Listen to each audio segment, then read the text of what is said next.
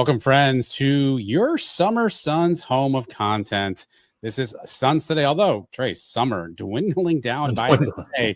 This is getting shorter and shorter, but this is your place for the summer of Suns content. Make sure if you're watching on YouTube, you subscribe and hit the little button with a thumb. We greatly appreciate it. We're so close to our goal. Anything you can do with your friends, your neighbors, your mailman would supremely help us out. My name's Adam, and as always, the smiling face on my screen is Trace Choco. Trace, another week here on Suns Today. How are you feeling? Another week closer to the start of the 2025 UCF football season. I am well. You know, that quest for subscribers and followers on Twitter and all of that makes it sound like a telethon. We're closing in on our goal. It does. Stay tuned. Around the clock coverage of Suns Today until we get to our goal. But stay tuned in this episode. Trace has what's in the box plan. We have the mailbag. We'll tell you what grinds our gears. But as always, we start with this. One big thing. And that is our big story of the week, brought to you by Werner Hoffman, Greg, and Garcia. Find them at wernerhoffman.com. Trace, you have been traversing the landscape around the UCF practice facilities as the team has started their practice session. We have had a chance to talk to coaches. We've had a chance to talk to players. We've had multiple press conferences. So what are your key observations? All the data that you've intaked thus far, what are your key observations? As you say, traverse the landscape. Every time I'm out at UCF, that landscape changes because of the ongoing construction at the bounce house. You never quite know where you're going to be able to walk with the various barricades and such. I've become more optimistic, Adam. I know we're getting closer to the season. I'm not ready to jump on 12-0. I've told you, summer's been good for me to work through this issue. It's important for me to make a connection to a player and a coach. I want to know them a little bit more. It's at least for me. And I know fans have been upset about the roster changes so much. The media days have helped for that. And I hope that when you listen to the interviews on Suns YouTube, that you can make whatever connection with that player. And I've tried to not talk about the character and the culture questions and all of that. I feel like that's sort of tired now.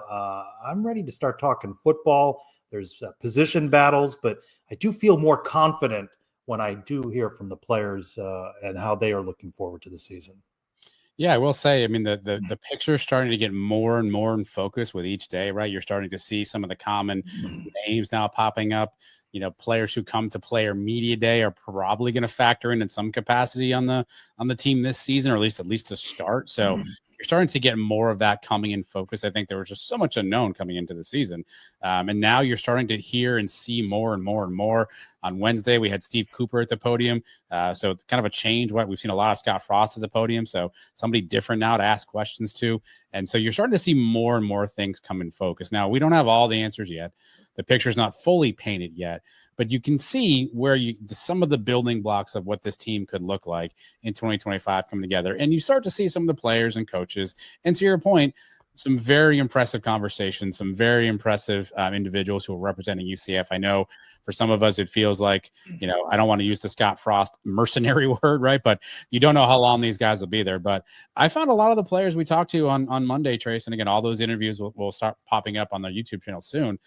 I thought they were compelling conversations. I thought they were really good individuals. I thought they had a good sense about them. And I kind of walked away a little bit, with a little bit more of hope, perhaps, and a little bit more optimism, as you said, after talking to whatever it was, 15 or 16 players on Monday in the Fieldhouse. And I know some bristle when we say we are not quite sure what we have. When you have close to 70 new players, right, you don't know who's going to win these position battles. So when you talk about wide receiver, we don't know because they haven't been very forthcoming about who's running with the ones or the twos and how settled those are. Steve Cooper saying, every quarterback's getting first team reps. I polled last week, again, this week, plan to do it throughout camp.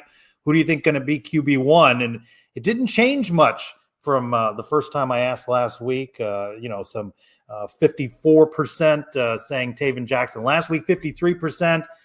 This week, similar. Right. I will say, though, and you had opportunity, right, to listen to, if not speak with Ja'Cory Brown. He's winning me over. I find a confidence in him, a maturity in him. That's not to be dismissive of the others in the quarterback room. But you feel, at least for me, I'm rooting for these guys to succeed, where over the course of the summer, I don't know if I subscribe to the mercenary, line that Scott Frost has used, but the pay for play, and are they really committed to UCF? Is it just a place to be, especially when you look at how many different schools some of these guys have been at, one a year or what have you?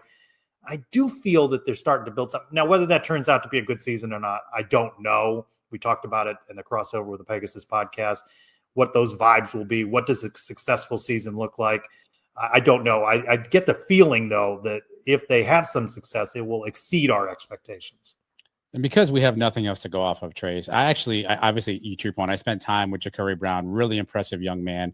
You talk about the mercenary word, which again, I kind of wish we wouldn't use, but he was a kid who made a focus and a priority to graduate, and he just did that during the summer term. And he talked about why that was important. I thought that was a really good conversation. I can check that out. But if you listen to all three quarterbacks, you can kind of pick up a little bit about what it is. And kudos to I think it was Nick Williams who spoke to Cam Fancher. There was Andrew Cherico who spoke to Taven Jackson. I spoke to Ja'Cory Brown. And we all asked the same derivative of question, which is, why should you be the starter? What do you bring to the team? And you can kind of start to piece apart maybe what the coaching staff is seeing with some of these decisions. Cam Fancher, he essentially highlighted, hey, I know this offense. I spent time. I feel comfortable in this offense. I know this offense. I can get us in the right play. He talked about his comfortability in the system and knowing how to play. Ja'Cory Brown talked about bringing the juice, right? Which aligns with his skill set. Very athletic player, can make plays out of the pocket, right? Can do some things. There's a ton of videos on our Twitter feed that you and the other folks are taking. And I saw someone today post, man, Ja'Cory's got some zip on the pass these days, right?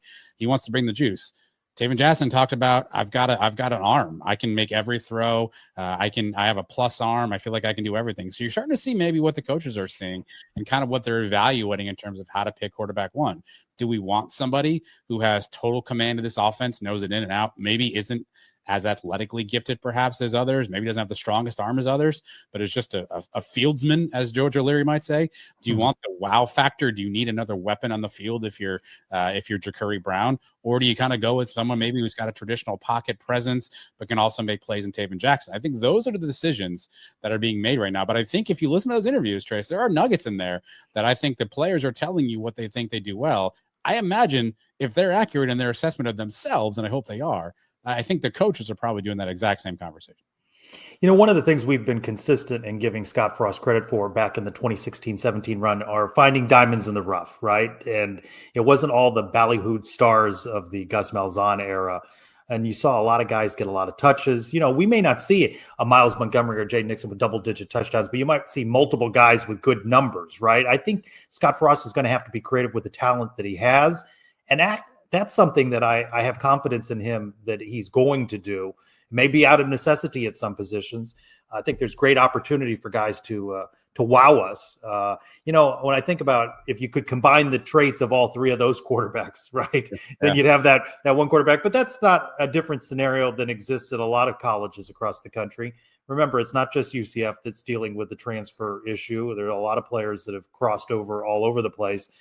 So we're going to see how that pans out. But that's what could be exciting here, are finding those diamonds in the rough. We've used that Moneyball term to talk about small market teams and how they squeeze talent in Major League Baseball or other sports. The margins just may not exist for UCF. If they're wrong about something, then they may not be able to get out of that situation. But finding those diamonds in the rough could make for an exciting season. Well, I'll say one more thing as a shameless plug to kind of wrap up the quarterback talk. I had a chance to be on the Burnham Brothers podcast.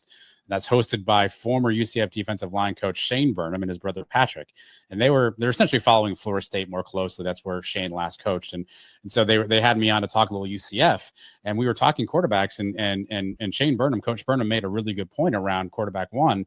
Sometimes it's not about the actual quarterback. It's about the pieces around that quarterback, right? How does UCF feel about the offensive line? Are they better in run block versus pass block? Do they need to kind of extend the pocket and have someone kind of get out and put people in motion? But what about wide receivers? Like, do they get separation? If they're not getting separation, do you make a decision based on that? Do you get a quarterback who's maybe more athletic that can open things up? Do you need a pocket passer that can be really accurate, right? So as much as we're looking at those three individuals and saying, I wonder which of these three they're going to pick, Coach Burnham's perspective was, you got to look at the entire offense. Look around at all the different weapons and what fits best in this system. The other thing he and I talked about off air, which I don't know how big a deal this is, so there's probably 10 of you that are going to call me an idiot when I say this out loud, but he did make a really good point off air. Cam Fancher's left-handed. that changes the complexity of your line of scrimmage, right? Now your blind side, now your right tackle, not your left tackle, right?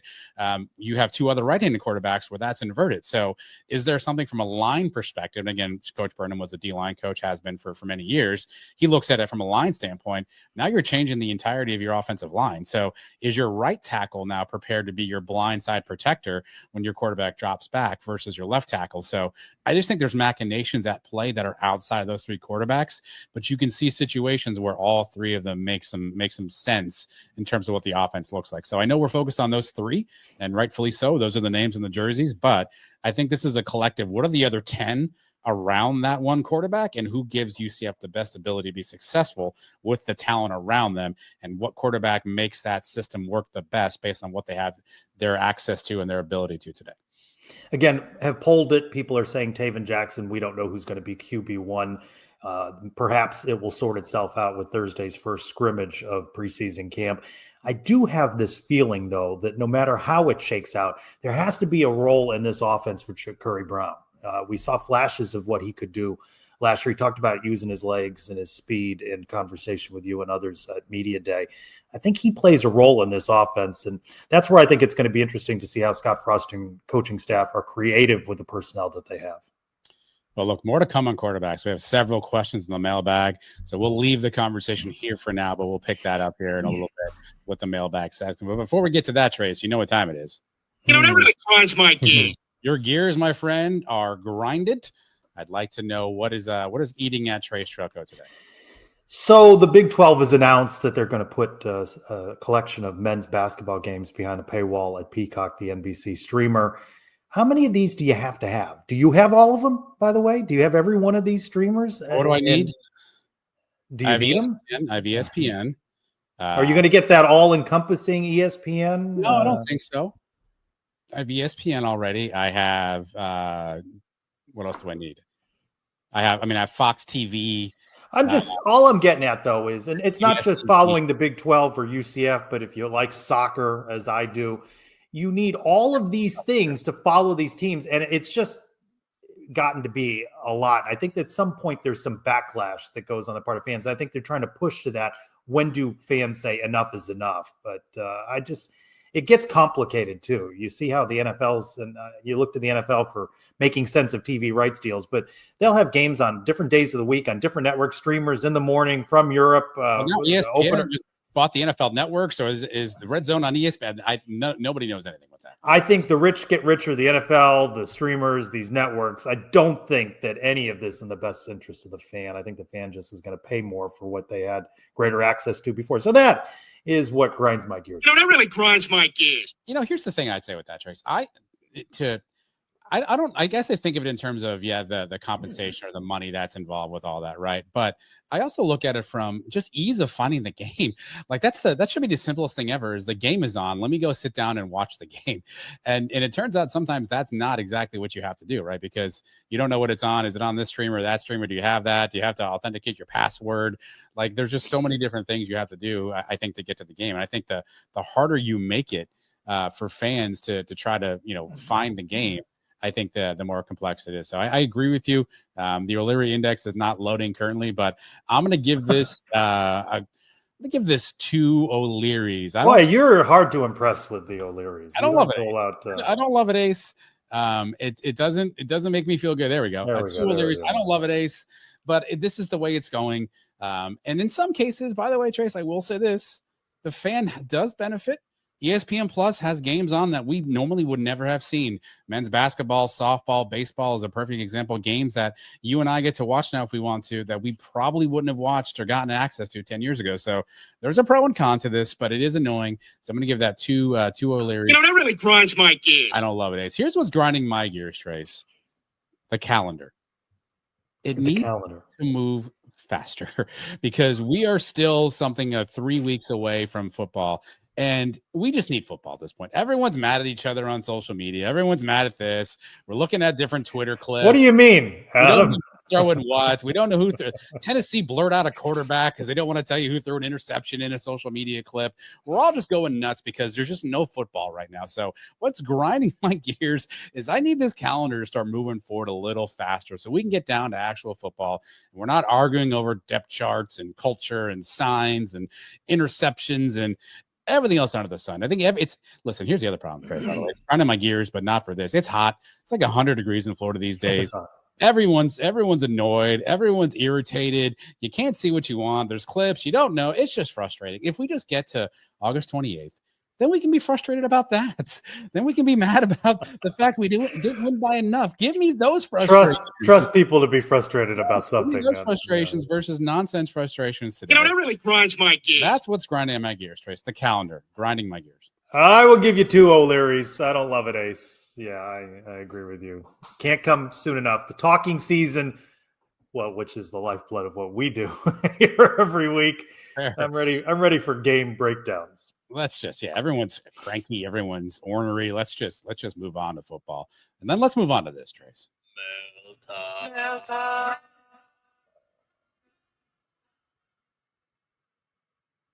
And that is our mailbag, Brian W. Peterson mailbag. Sometimes that sounder's not coming through. Sometimes I hear. So if you didn't hear that, that's the mailbag jingle. It just says mailbag a bunch of times. The mailbag is named after Brian W. Peterson. It's brought to you by good friends at Florida Football Prep. Check them out at floridafootballprep.com. Trace, our first question from UCF Guy 1203 on Blue Sky wants to know, Trace, this is right up your alley, my friend.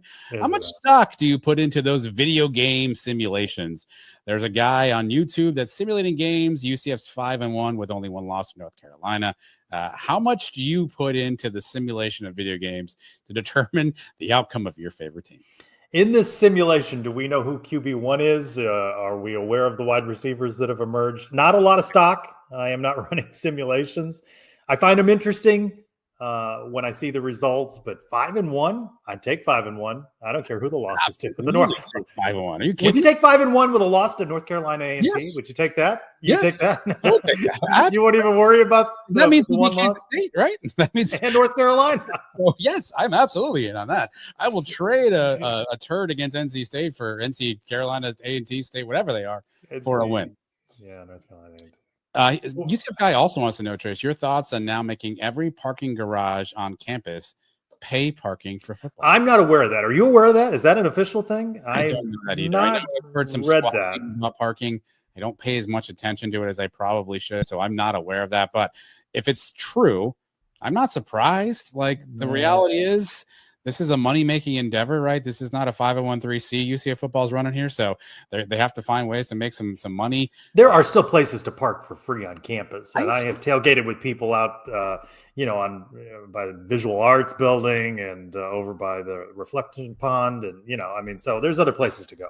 It's unfortunate. It's a sign of the times, but again, this isn't a charity. This is a business UCF's running. At JP Gilbert wants to know, Godfrey or Plumlee? Now, for context of this question, yes, our good friend Chris Boyle of the Daytona Beach News Journal put out an article looking back at the last 25 years of UCF football and ranking all the starting quarterbacks 1 to 25.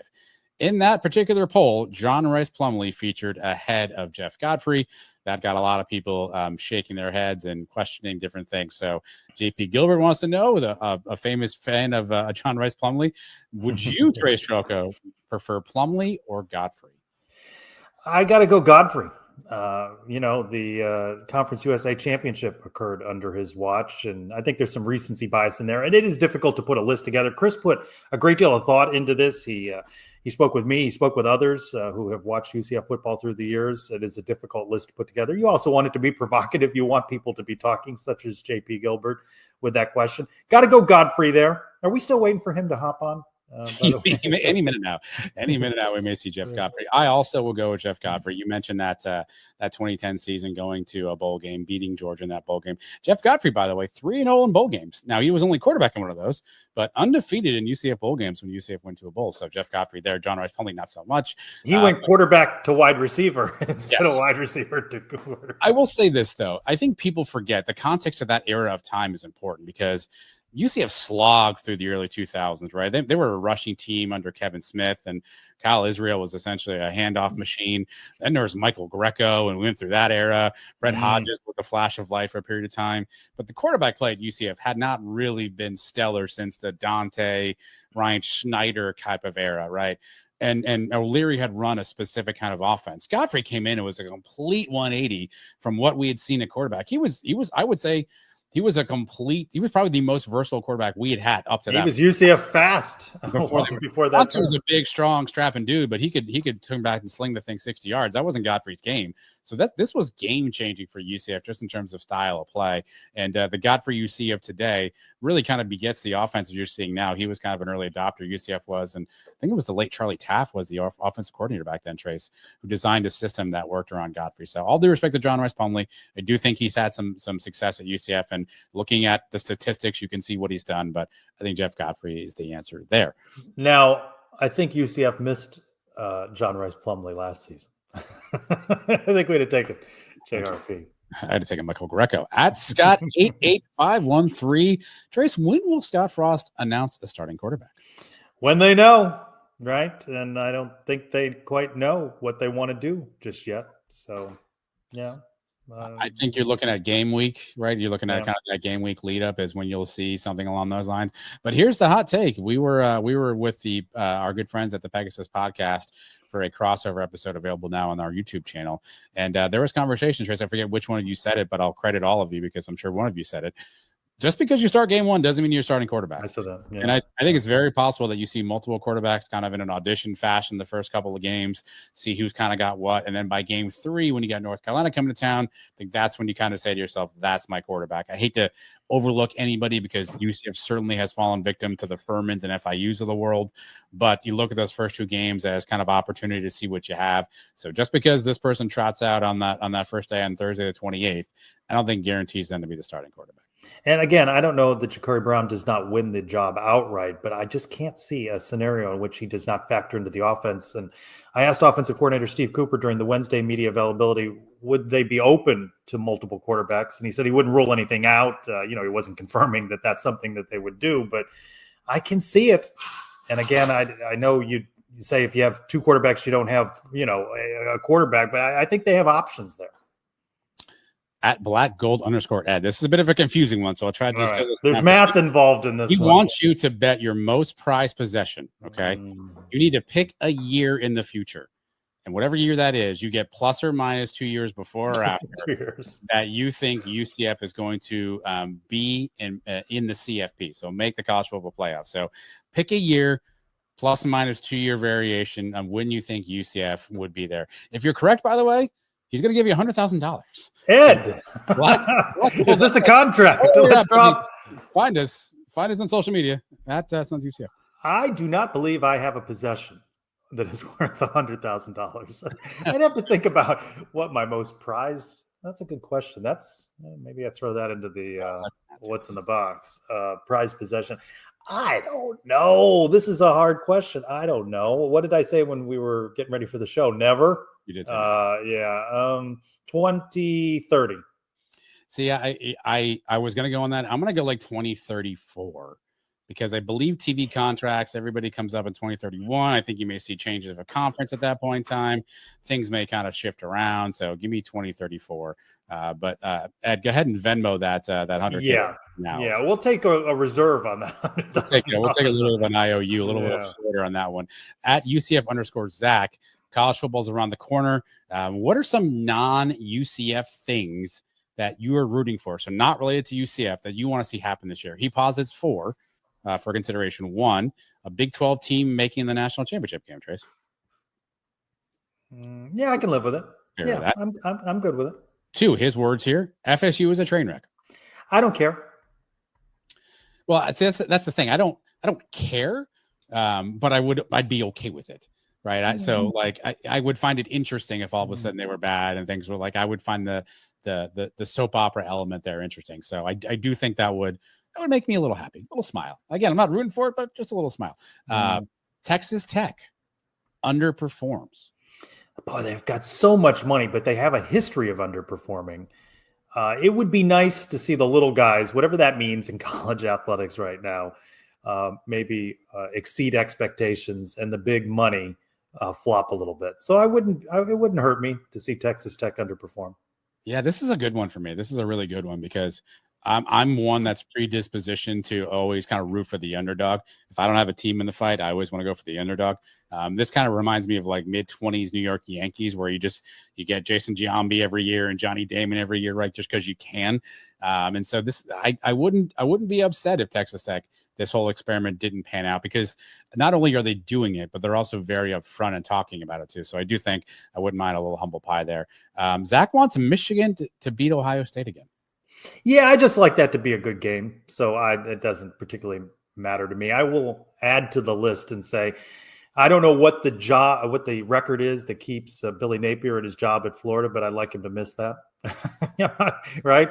I don't see, when looking at their schedule and looking at their team, that they are better than an 8-win team. And I don't get sad when the Gators or the Hurricanes struggle. I'd like to see Miami struggle again and keep their loudmouth fans quiet. So I'm fine with that as well. Yeah, I was going to say that too. I think of the Florida colleges that play football at a P4 level, I wouldn't mind seeing all of them have some struggle outside of UCF, right? I think that would be good, advantageous for UCF recruiting wise and some of the fan base that's out there. So I wouldn't mind seeing Mario with some kids down there in Miami and Golish run that thing right to the Bay there. And yeah, by the way, I don't know how many of the Owls that they play. There are 3 in that league. I'd like to see them lose to multiple Owls. Yeah, multiple Owl losses for our friends in Temple Terrace. At Carno_Evans, where does UCF go going forward, Trace? With CFP and realignment, should they stay in the Big 12 even if a couple other major schools think about leaving?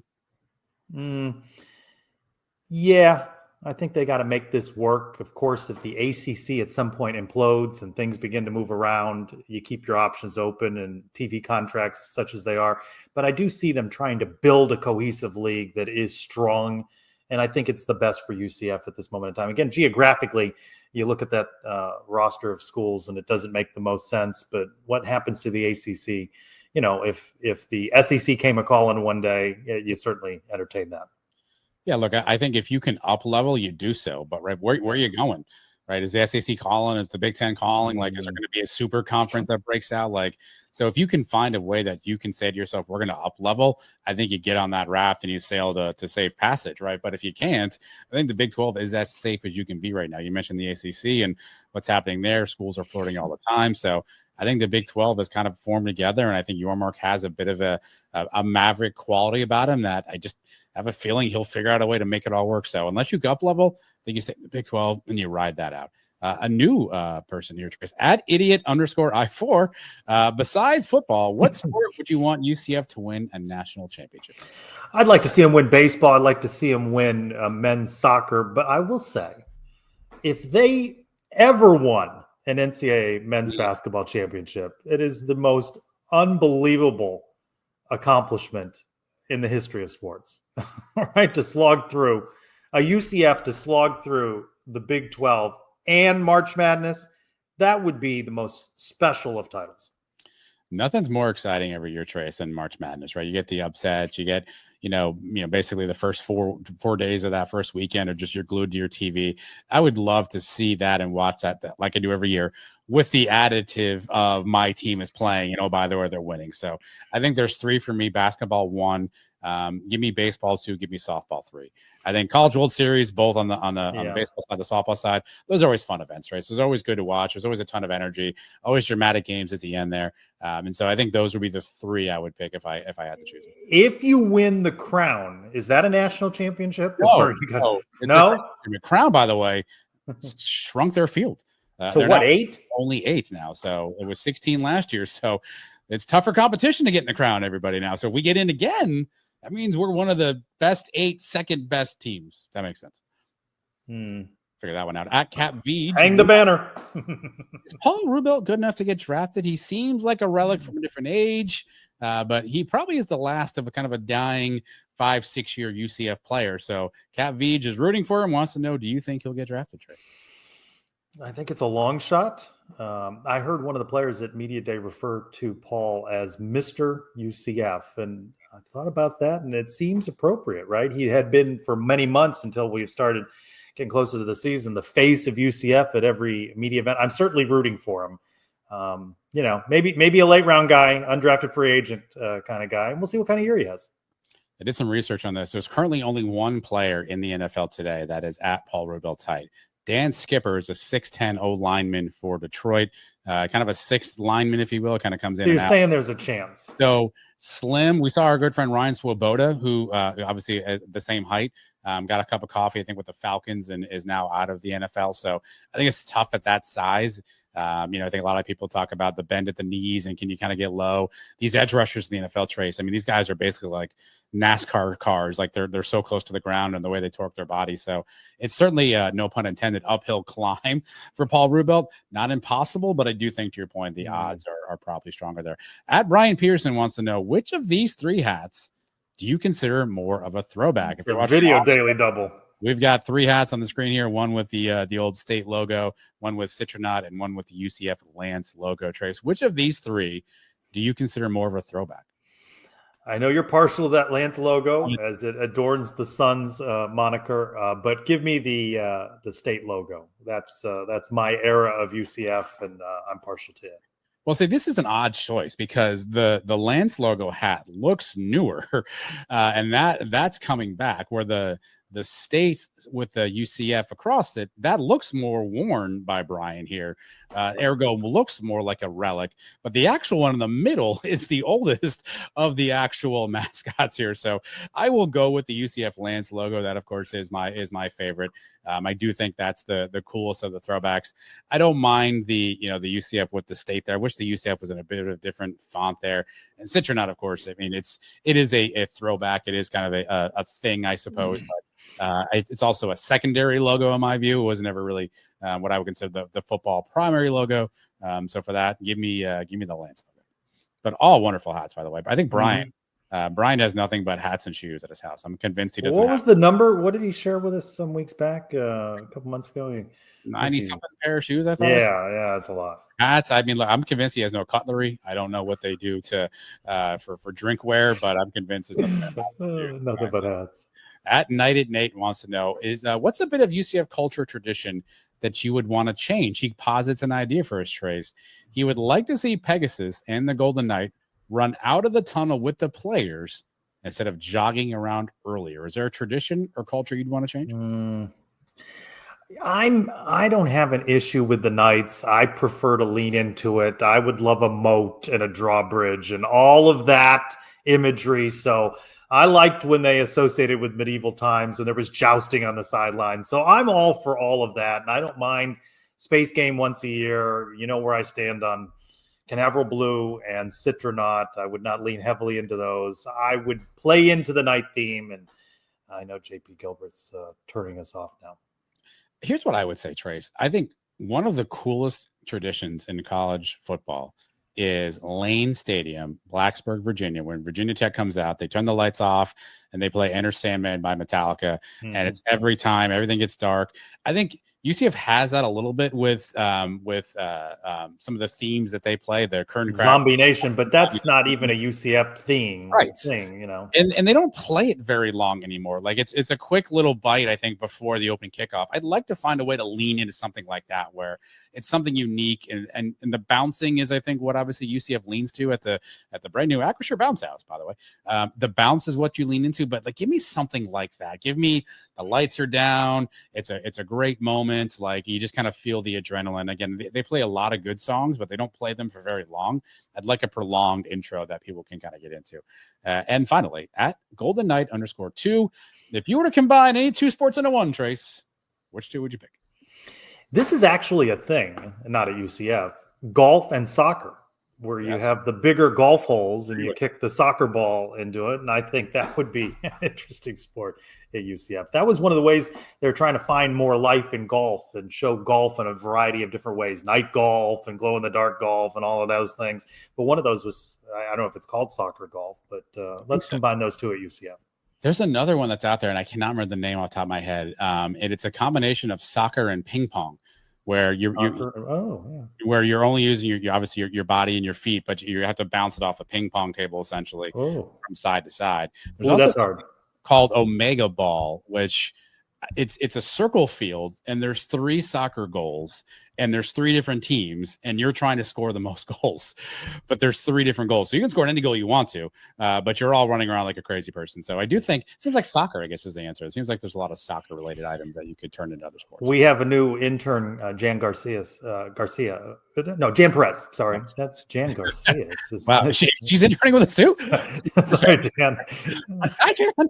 Jan Perez, who's covering women's soccer, and he was posting on Twitter that it was no score at the end of the first period. And I messaged him. I'm like, first period? He goes, for this exhibition, they're playing 3 30-minute periods. I'm like, okay, you might want to just explain that in case you confuse people that UCF has suddenly changed the way we know soccer to be with 2 45-minute halves. But anyway, that was my soccer story, and I confused names.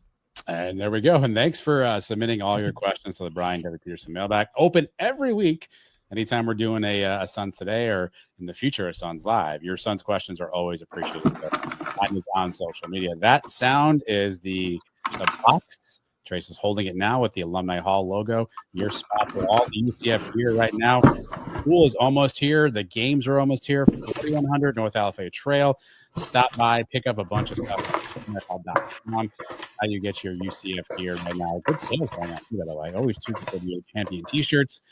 Don't want to miss Alumni Hall or alumnihall.com. I may have more questions than we have shows left. You say this every week. I don't know if this. What are we going to do? I don't know. We're going to empty them all out on the last show. I mean, we've already gone like 36 minutes, but the clock here is correct. So we can rapid fire these out. If you don't get upset with me for saying that you're whatever I said, fastidious or whatever word I used, then we can keep these. What did I call you? Methodical. Fastidious? Now, what does that mean? What does fastidious mean in the context of which you're using it? You're fine. What's the question? Okay. Any piercings? Fastidious, by the way, very attentive and concerned about accuracy and detail. Yeah, I can see that. Absolutely fastidious. No current piercings that I can tell. I did have ears pierced. Whoa. Face. That I can tell. I don't know if I can still get an earring in here or not. So in theory, I could maybe, if I decided I didn't care about skin and I didn't mind a little blood, I may be able to still get an earring in. But what was the era? What was the time frame for the ear pierce? This would have been probably like junior of high school. So I went to a Catholic high school. You rebel! You could not wear earrings in high school, so you had to get it done in the summer. So I'd get it done like the first day after school went out. Like the cool thing to do was all of us, young lads ran over to the piercing pagoda, and we would just sit there in the chair and just go hammer time and let him pierce our ears. So did have ears pierced, and that is it. That is all. 2, both ears? I did have both ears, correct. Yeah. Started with one, then I got the other one a couple years after that. But I stopped wearing them pretty early in my college. What was the nature of the earring? Was it dangling in any sense? Or was it we were diamond. I didn't have the Barry Bonds. I didn't have those giant like hoop thingies. Didn't have the gauges in the ears. All respect to those who do, by the way. Just simple diamond studs. That was it. All right. The other question was tattoos. Zero tattoos. Zero tattoos. Zero tattoos. As you'll see in an interview, UCF offensive lineman Carter Miller with a knight tattooed on his stomach. And I find that to be quite the commitment to UCF. For those of you who say switching schools, he has decided to. An uncomfortable story about Media Day while you're all listening to us here. So Trace had spoken to Carter Miller already. I was walking around working on kind of a special project that we'll put out on the Sun soon. And I said to Trace, Carter Miller appears available right now. I need to go talk to him. And and Trace says to me, ask him about the tattoo. And I was like, what do you mean? And he was like, he's got a giant tattoo. I'll show you. Ask him to lift his shirt up. Tell him to lift his shirt up. And as I'm walking towards Carter Miller, all here in the back end is Trace going, tell him to lift his shirt up. And I'm like, I'm not going to ask Carter Miller to lift his shirt up. Did he though? He did not. I did not ask him. Well, but he showed others, and it's all over. There's nothing on Carter Miller's body I have to imagine anymore. I can tell you that. It's pretty elaborate, though. And that is a commitment. When you're tattooing a knight on your stomach, that's a big deal. I feel like these 2 questions were done. Do you want to go for a third here? Because we didn't really have much. By the way, no piercings, I assume, for you? No piercings, no tattoos. No tattoos? Okay. No. Yeah, these are duds. I'm interested. I didn't know. I don't think I knew about the Piercings. Let's see if I can read my writing here. No, I can't. That's too many words. I don't know what I wrote there. But do you believe in aliens? I do. You do. Something's going on up there. I don't know what it is. I don't know that it's the form of like the green men or the green people that we think it might be, but something's going on up there we don't know about. Yeah, I think it's possible, and so I keep an open mind to it. I mean, why do we think we're the only ones? Here's my philosophy. There's other planets. There's other. Can't rule it out.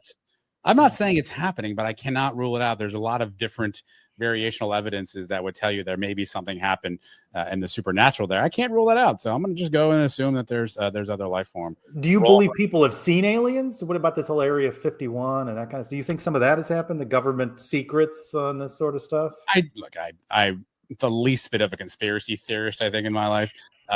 So I know Area 51 exists, so I know it's there. Do I think people have? I think people think they've seen aliens. But did anyone? Are we IDing these people? Like, how do we know? Did we check for any vital signs? So I don't know. I think people believe they've seen aliens, but I don't. I also think you believe that you're dating Dua Lipa, so I don't know how true any of this stuff is. Well, no, I could if she and I met. That's all. I'm just saying. I don't know. That's what I'm saying. I mean, I think people, believe it. If you believe it, to say if you believe it, it's true to me. And that's how that works, and that's how an episode of Sons Today will come to a raucous conclusion. We thank you again for your support on watching everything we're doing around here. Our YouTube channel is where you're going to find all the videos, all the things leading up to game day. We'll have team coverage there. Trace, special announcements coming up in the next couple of weeks. Yeah. This little program here will transition back to its old form. More on that coming up soon here. We have another partnership we're working on that we should be able to announce here in the next week or so that we're pretty excited about. So we hope that you'll follow us along in that endeavor as well. And maybe some of the old shows are coming back. Trace, Around the Kingdom. Remember that? No. You and Eric Lopez saw each other the other day. I didn't know if you guys knew what to do. we bickered and argued for 2 minutes, and then we moved on to another topic. I had to, you kept running over asking me if it was time, and I was like, you guys can talk amongst yourselves here. So keep it locked here in the Sons of UCF YouTube channel. Again, find us on social media at Sons of UCF, wherever you do that. And also website sonsofUCF.com is where you keep in touch with everything we are doing. Everybody have a fantastic week out there. Take care of yourselves and each other. Until we talk again,